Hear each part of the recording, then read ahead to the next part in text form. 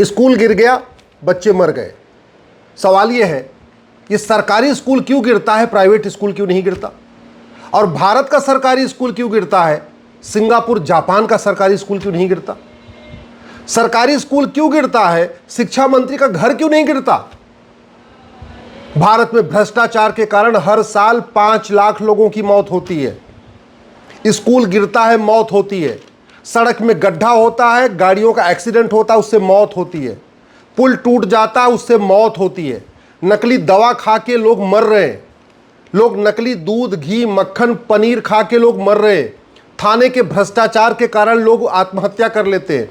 तहसील के भ्रष्टाचार के कारण लोग आत्महत्या कर लेते हैं। फर्जी एफआईआर के कारण लोग आत्महत्या कर लेते हैं। फर्जी जांच के कारण आत्महत्या कर लेते हैं। मुकदमों के फर्जी फैसले के कारण लोग आत्महत्या कर लेते हैं। 5 लाख लोग साल में हर साल मर रहे भ्रष्टाचार के कारण। जब भी कोई ऐसी घटना हो जाएगी, पुल गिर जाएगा, स्कूल गिर जाएगा, कुछ भी हो जाएगा, एक जांच कमेटी बैठा दी जाएगी। जांच कमेटी के बाद उसके बाद जो लोग मर गए उनको 2-4 लाख रुपए दे दिया जाएगा। फिर जांच कमेटी चलती रहेगी। हो सकता है 2-4 लोगों को सस्पेंड भी कर दिया जाए। ये नेचुरल एकदम फिनोमिना हो चुका है। तू तो मैं होगा, आरोप प्रत्यारोप होगा, नूरा कुश्ती होगी, बतौलेबाजी होगी, तू चोर मैं सिपाही होगा। ये सड़क उसके टाइम में बनी थी, ये स्कूल उसके टाइम में बना था, ये उसके टाइम में बना था, ये उसके टाइम में बना था। कुल मिला के यही डिबेट होके और मामला ठंडा। तब तक 2-4 दिन के बाद उनको नई खबर आ जाएगी, कहीं नई किसी और जगह लोग मर जाएंगे। इसका मूल कारण और इसके अस्थायी समाधान पे चर्चा ही नहीं हो रही है। मूल कारण है भ्रष्टाचार। जब कोई टेंडर होता है ना, सड़क का टेंडर होता है या स्कूल का टेंडर होता है, उसका 20% तो नेता रख लेते हैं। जो टेंडर होता है उसका 20% नौकरशाह रख लेते हैं। जो टेंडर होता है उसका 20% ठेकेदार अपने लिए रख लेता है। तो 60% तो ऐसे निकल गया। 20% लेबर मिस्त्री के ऊपर खर्च हो जाता है। तो मटेरियल कितना लगा? 20%। यानी अगर 1 करोड़ का टेंडर हुआ तो 20 लाख नेता रख लिए, 20 लाख नौकरशाह रख लिए, 20 लाख ठेकेदार ने खुद रख लिया, 20 लाख चला गया लेबर मिस्त्री ठेके और जो सुपरवाइजर वगैरह उनके ऊपर चला गया। और मटेरियल कितना लगा? मात्र 20 लाख का। अरे जब 1 करोड़ के टेंडर में केवल 20 लाख रुपए का मटेरियल लगेगा तो पुल तो गिरेगा ही, सड़क तो बार बार टूटेगी, स्कूल गिरेगा, छत गिरेगा, बिजली के खंभे में करंट उतरेगी। यही होगा और यही हो रहा। चूंकि भ्रष्टाचार हमारे देश में जघन्य अपराध नहीं है, इसलिए चल रहा है। भ्रष्टाचार को हमने आज तक देशद्रोह घोषित नहीं किया। भ्रष्टाचार को हमने राष्ट्र की सुरक्षा के लिए खतरा नहीं घोषित किया। सोचिए 5 लाख लोग हर साल मर रहे हैं भ्रष्टाचार के कारण, लेकिन इसको आज तक हमने राष्ट्र की सुरक्षा के लिए खतरा भी घोषित नहीं किया। इसको देशद्रोह तक नहीं घोषित किया है। इसको ऑर्गेनाइज क्राइम तक नहीं डिक्लेयर किया है। भ्रष्टाचारियों को फांसी देने के लिए आज तक कानून नहीं बनाया। भ्रष्टाचारियों को 100% संपत्ति जब्त करने के लिए कानून नहीं बनाया। भ्रष्टाचारियों की नागरिकता खत्म करने के लिए कानून नहीं बनाया। बस तू मैं होगा, आरोप प्रत्यारोप होगा, नूरा कुश्ती होगी, बतौलेबाजी हो जाएगी। 1-2 दिन के अंदर मैटर ठंडा हो जाएगा। यही काम नेता भी कर रहे, यही काम अभिनेता भी कर रहे, और दुर्भाग्यवश यही काम हमारी खबर पालिका में हो रहा है। सड़क, स्कूल गिरा, शाम की मैं डिबेट देख रहा था। सारी पूरी डिबेट में ये स्कूल कब बना था, किसने बनवाया था, कैसे बनाया था, शिक्षा मंत्री ने क्या बोला, विपक्ष के नेता ने क्या बोला, ले देगी। किसी पत्रकार की इतनी हिम्मत नहीं हुई कि ये बताओ भ्रष्टाचारियों को फांसी देने के लिए कानून कब बनेगा। किसी पत्रकार ने कभी डिबेट में पूछा ही नहीं, या किसी प्रेस कॉन्फ्रेंस में नहीं किसी नेता से पूछा कि भ्रष्टाचारियों की 100% संपत्ति जब्त करने, नागरिकता खत्म करने, आजीवन कारावास, फांसी देने के लिए कानून कब बनेगा। जब पूरी दुनिया में सबको पता है कि जितनी बड़ी नोट होती उतना ज्यादा भ्रष्टाचार होता है, और भारत में 83 करोड़ लोगों को तो मुफ्त में राशन देना पड़ रहा है, गरीबी रेखा के नीचे हैं।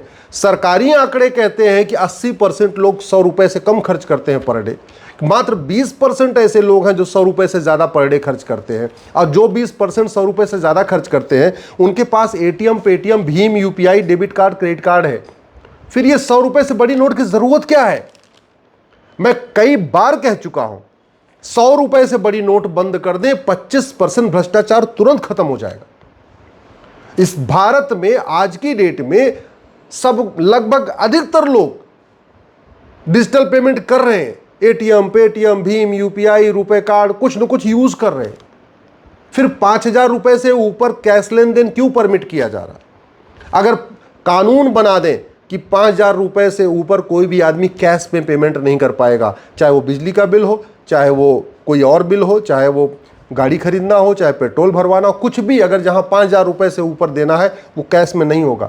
किसी को दिक्कत भी नहीं होगी, सब लोग आराम से पे भी कर देंगे। और जैसे ही ये काम हम कर देंगे 25% भ्रष्टाचार खत्म हो जाएगा। 50% भ्रष्टाचार केवल 2 काम से खत्म हो जाएगा। 100 रुपये से बड़ी नोट बंद कर दें और 5,000 रुपये से महंगे सामान का कैश लेन देन बंद कर दें। 130 करोड़ से ज्यादा आधार बन चुका है। ऐसा कोई परिवार नहीं जिसके घर में आधार नहीं, ऐसा कोई परिवार नहीं जिसके घर में बैंक खाता नहीं।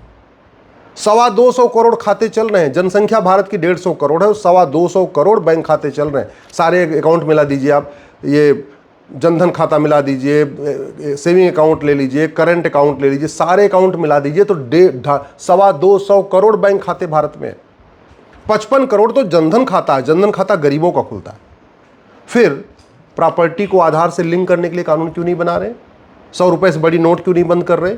5,000 रुपये से महंगे सामान का कैश लेन देन क्यों नहीं बंद कर रहे हैं? और दूसरा, दुनिया के कई देशों में भ्रष्टाचार को जघन्य अपराध घोषित किया गया है, हमारे देश में जघन्य अपराध क्यों नहीं है?